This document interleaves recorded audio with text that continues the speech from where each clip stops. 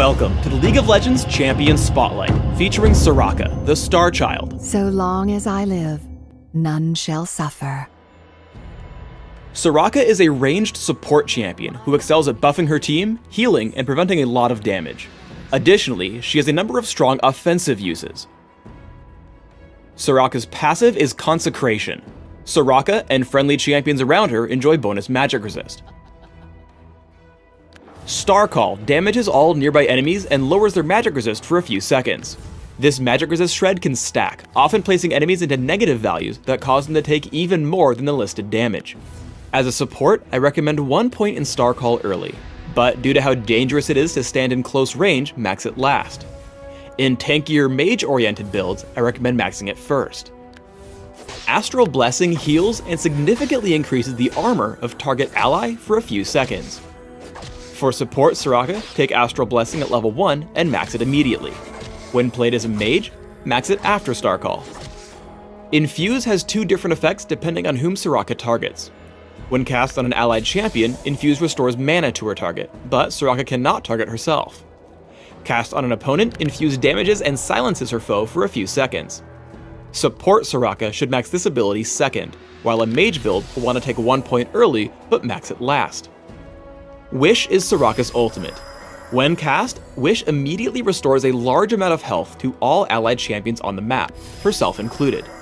As with all ultimates, take Wish at levels 6, 11, and 16. Because of Soraka's great attack range and ability to heal herself, you should try to harass your lane opponents as much as possible. But instead of blindly walking up and attacking, pay attention to the health bars of your own minions. You can see here Soraka and Graves get free damage onto Caitlyn as she walks into range for a last hit. If you don't wait for this opening, it gives your opponents the ability to strike back without worry. With Exhaust and Astral Blessing, Soraka can take a lot more punishment than her opponents expect. Though she gets caught out by Sona and Caitlyn, she exhausts the enemy carry and heals herself once Crescendo ends. Soraka follows up by staying in range for a Star Call and tagging Caitlyn with Infuse, bringing her low enough for Graves to pick up the kill. However, remember that Astral Blessing's cooldown is pretty long, so even though Soraka has mana, she is killed by Sona in a counterattack. Soraka's deceptive tankiness is proven again as she gets jumped by Hecarim, Caitlyn, and Sona. Flash gets Soraka a bit farther away and then she self-casts Astral Blessing, allowing her to absorb a lot of punishment as her team comes in from behind.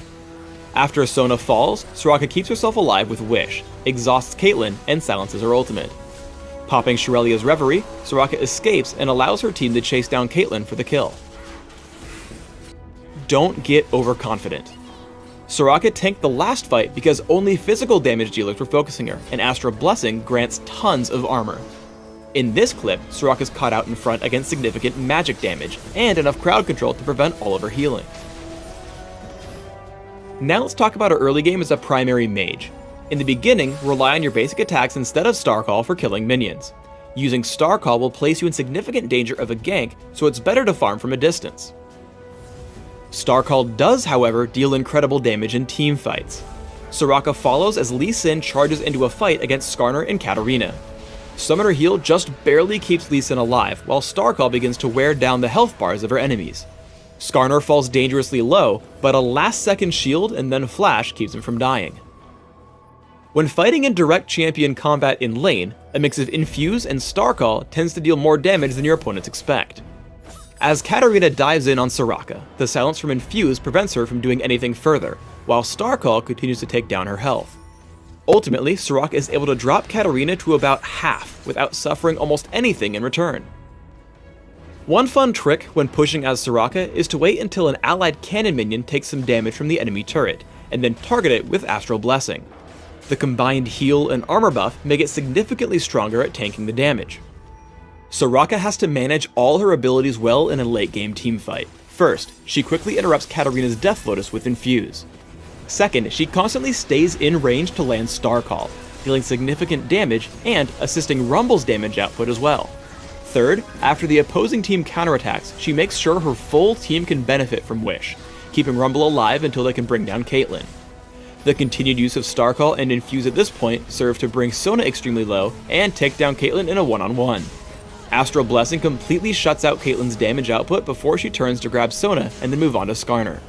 Flash and Exhaust keep her out of Skarner's reach as Starcall continues to drop his health bar, picking up an ace with only 2 deaths on her side. Let's break down 2 example builds, a typical support and a solo lane mage. As a support, I recommend building early gold generation, adding in auras to help your teammates, and finally a splash of ability power. As a mage, try instead for 40% cooldown reduction, a healthy dose of durability, and a bit of ability power. As a support, try armor marks, armor seals, cooldown reduction glyphs, and gold generation quintessences. For a more offense-oriented build, take magic penetration marks, mana regeneration per level seals, cooldown reduction per level glyphs, and gold generation quintessences. Take 8-0-22 masteries as a support, with cooldown reduction in offense, plus mana, gold generation, and more cooldown reduction in utility. Mages should consider 9-21-0, focusing on magic penetration in offense, plus cooldown reduction and general durability in defense. Almost any build with Soraka will want to take Flash, as she has no other way to escape in fights. Aside from that, support Soraka with Exhaust will be able to weaken threatening enemies, while a solo lane Soraka should take Heal because she wants to be the last champion standing in a fight as she relies on Starcall stacks. For support items, I recommend opening with a Fairy Charm plus multiple Sight Wards and 1 or more health potions. Upgrade quickly to a Philosopher's Stone and Heart of Gold before adding Boots of Speed. If you can grab it before about 15 minutes in, Cage's Lucky Pick will also set you far ahead. From here, start adding in items that will help your team at large, such as Shirelia's Reverie, Aegis of the Legion, Locket of the Iron Solari, and Zeke's Herald. Finally, adding a Rabadon's Death Cap at the very end will increase the potency of your heals, keeping your team alive longer. For a more carry-oriented build, start out with Boots of Speed and health potions, adding in a Philosopher's Stone early. Rush a Rod of Ages, upgrade to defensive boots, and start on Frozen Heart. From here, adapt your build. Ryle's Crystal Scepter, Abyssal Scepter, and Rabadon's Death Cap are all great options to increase your durability and damage output. Thanks for tuning in to the Soraka Champion Spotlight. Please subscribe to the Riot Games YouTube channel above and leave us your comments just below the video.